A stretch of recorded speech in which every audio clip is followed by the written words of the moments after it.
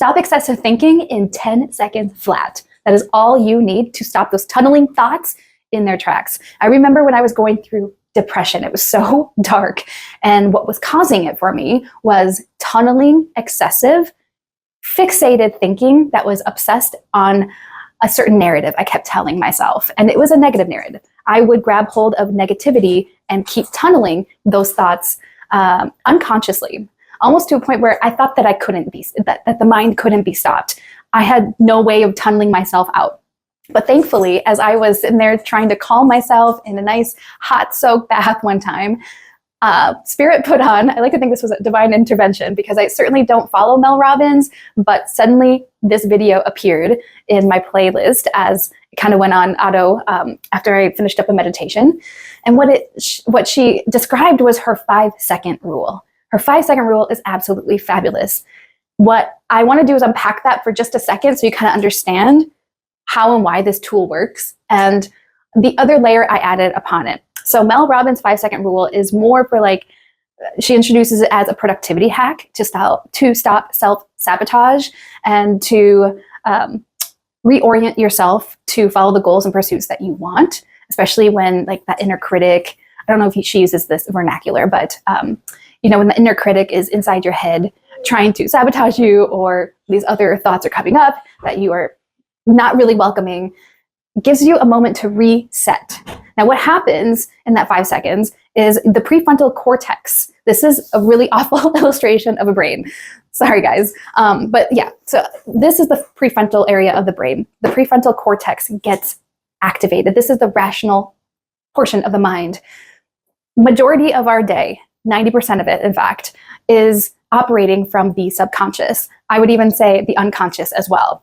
Many experts have some divided opinions about that, but I think it's both. Either way, the prefrontal cortex, when it gets reactivated and you have the opportunity to reroute your mind, then all of a sudden you're able to reset, because counting down is a way in which our brains are wired to ready for action. It activates this frontal cortex and is getting you out of those lower subterranean areas of your mind that are feeding the narratives of self-sabotage or overthinking.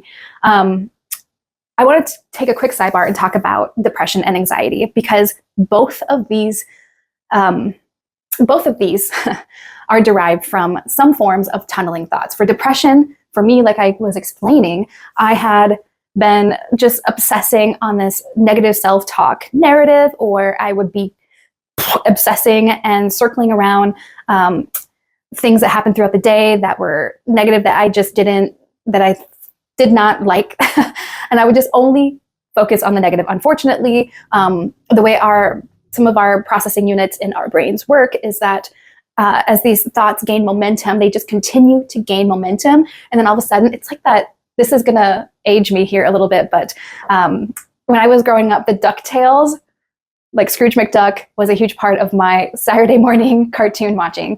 And there's this scene in the intro of him like walking around I don't know, I can't remember what was in the middle. I think like his bank or his money or something was in the middle. I can't remember, but he was in this cave and he was walking in this circle. And after a while, and he was like thinking, he was trying to think about what to do, how to get out of this situation.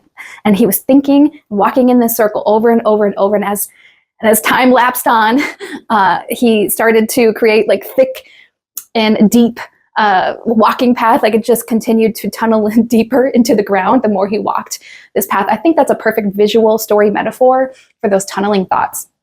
They just get stuck in that momentum, and these kind of happen in a circling spiral manner. So for depression, the tunneling starts to lower, and why I'm saying lower is because it's drawing you deeper into lower frequencies.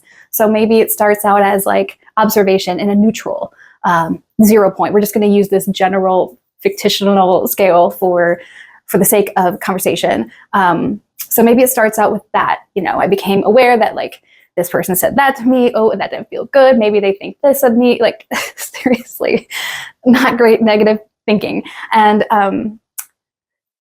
it starts out as maybe an observation, and then suddenly, as you loop and loop and loop around, you're starting to pick out like blame or insecurity, and then that's maybe you even tunnel deeper into like frustration or anger. Or so anyway, my point being that as that momentum builds, it tunnels you downward, lower frequencies.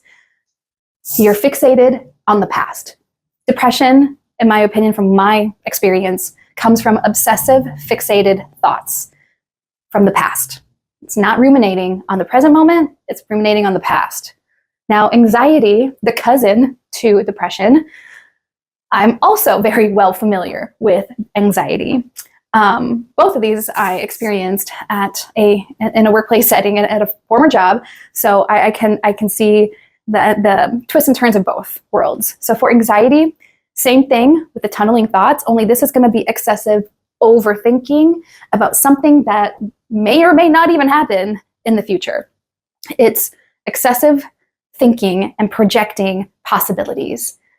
It's like the fundamental law of physics: that which is in motion will stay in motion until something stops it or interrupts its path, its orbit, etc. So we have to find a way of stopping that tunnel, that momentum. This countdown, this tool, is a countdown from 10 to 0. And why did I pick 10 instead of Mel Robbins' 5? Well, like I said, the 5-second rule helped me as I was coming out of depression to reorient myself into more positive spectrum of positive narratives and positive actions to get out of the self-sabotage. But then I also became familiar with the 6 seconds emotional quotient theory or rule. 6 seconds is an actual company. I definitely speak highly of them. You should check them out if you're interested in emotional quotient. They have a lot of amazing tools. They also have amazing reports every year, like the State of the Heart, which is a research report that I base a lot of what I teach about, because it's like, all right, well, this is where the country's at. This is where the world is at. How can we close those gaps? So anyway, getting back to the countdown, I incorporate both the 6 seconds rule and the 5 seconds rule, but with the mindfulness twist, because I'm a mindfulness coach, so gotta have that in there. In being able to, sorry, this just shifted because my dog decided to lay down right there. By the way, if you can't see this, that's okay. This is more for my talking points. But why 10 seconds? Because we're able to combine the neuroscience of shifting gears back into the prefrontal cortex, but then also from an emotion standpoint, the fun fact, it takes about 6 seconds for your emotion to sort of dissipate, so that after those 6 seconds are that emotion, the biochemical process of experiencing that emotion starts to fade away, then you're able to be more in a reflection state of mind, state of being, versus in a reaction mode. If you take action while you're experiencing that emotion, it could have adverse effects that you maybe don't want. Now, this does require a moment of discernment, because obviously if we're feeling love, we don't want to shut down love. You can definitely react to that emotion as you're feeling it. But if you are feeling anger, well, this is a hack to remember. Allow 6 seconds to pass. All you need to do is become aware of that emotion in order to utilize it, to get some clarity as to why you're receiving it. And then you may be able to come to a place of understanding before reacting. So the 10 seconds also builds in a little bit more buffer to me. So we got the 5 seconds, we got the 6 seconds, but a few more, in my opinion, helps to regulate the nervous system as well. And when you're from that place, it doesn't ever hurt to just drop into your heart if you can get there at the same time. I just feel like it creates a little bit more buffer, and everyone has 10 seconds. You can do this. It's very simple. 10 is an easy number to remember. So my recommendation to stop the overthinking in its tracks, count down from 10 seconds. Again, this will rewire the brain to go from the lower subterranean levels of the mind into the conscious area, the 10%. And specifically, if you care about the location, it activates that prefrontal cortex, which is the rational area of the mind that allow you to process both the emotion, if there is an emotion coming up to you at that same time, as well as the interrupting the thought patterns. I hope this all makes sense. Now, one thing I want to leave you with before we go here is I implore you to ask yourself to do this quick audit. because I just know when I was experiencing anxiety and depression, I lived majorly in my mind.